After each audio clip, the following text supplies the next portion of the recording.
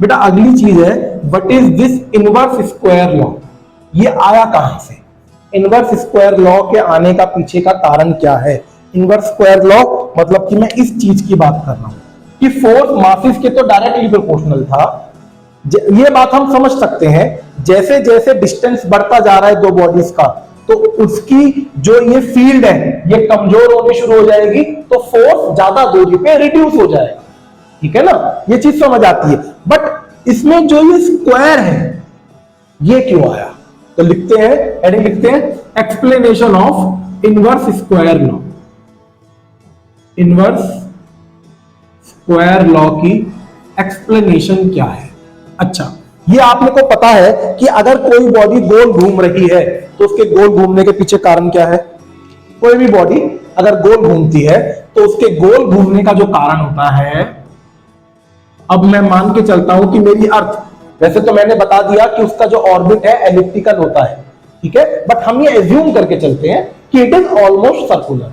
तो अगर ये मेरा सन है और अर्थ यहां पे घूम रही है तो अर्थ इसके चारों तरफ गोल घूम रही है, और अर्थ जो इसके चारों तरफ गोल घूमती है, कोई भी बॉडी गोल घूमती है, सर्कुलर जो पाथ आता है उसके पीछे एक कारण होता है, उसको हम कहते हैं सेंट्रीपिटल फोर्स। सेंट्रीपिटल फोर्स ये एक फिक्टिशियस फोर्स होता है, ठीक है, जो अलग अलग जगह अलग अलग फोर्स से अपना काम करवा लेता है। मतलब कि है वो सेंट्रीपिटल फोर्स ही। जैसे कि अगर मैं आपसे कहूं कि मैंने अपने हाथ में धागे को दूसरी तरफ पत्थर बांध दिया, मैं ऐसे ऐसे करता हूं तो वो पत्थर चारों तरफ घूमना शुरू हो जाता है, और जब वो पत्थर चारों तरफ घूमता है उसके पीछे भी कारण क्या है? Centripetal force.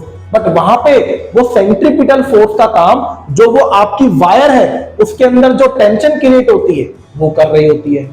सेंट्रीपिटल फोर्स दूसरे से अपना काम करवाता है, तो इसलिए उस फोर्स को हम फिक्टिशियस फोर्स कहते हैं। अब ये जो बॉडी इसके चारों तरफ घूम रही है, अर्थ सन के चारों तरफ घूम रही है, उसके पीछे जो कारण है वो है आपका ये वाला फोर्स, ग्रेविटेशनल फोर्स। इस फोर्स की वजह से अर्थ इसके चारों तरफ घूम रही है, बट है तो ये भी एक तरीके का सेंट्रीपिटल फोर्स। तो हम ये कहेंगे कोई भी बॉडी अगर घूमती है तो उसके पीछे कारण होता है सेंट्रीपिटल फोर्स, और बेटा ये फॉर्मूला होता है centripetal force, that is mv square by r।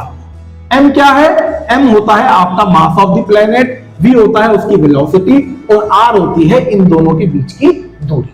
ठीक है, अब क्योंकि मास कांस्टेंट है तो हम ये कह सकते हैं force is directly proportional to v square by r। v क्या होती है? वेलोसिटी। वेलोसिटी का फॉर्मूला आपको पता है क्या होता है? It is distance upon time.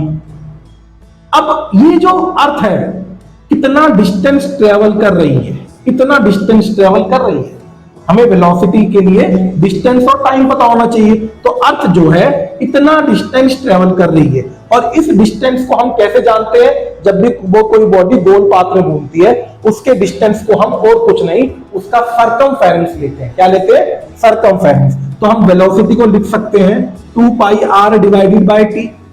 ठीक है, अब वेलोसिटी इसके बराबर होगी तो मैं कह सकता हूं velocity is directly proportional to r by t, because 2 pi तो कांस्टेंट होता है। तो यहां पे क्या है? v square. तो मैं इसका भी स्क्वायर कर देता हूं तो ये भी स्क्वायर हो जाएगा, ये भी स्क्वायर हो जाएगा।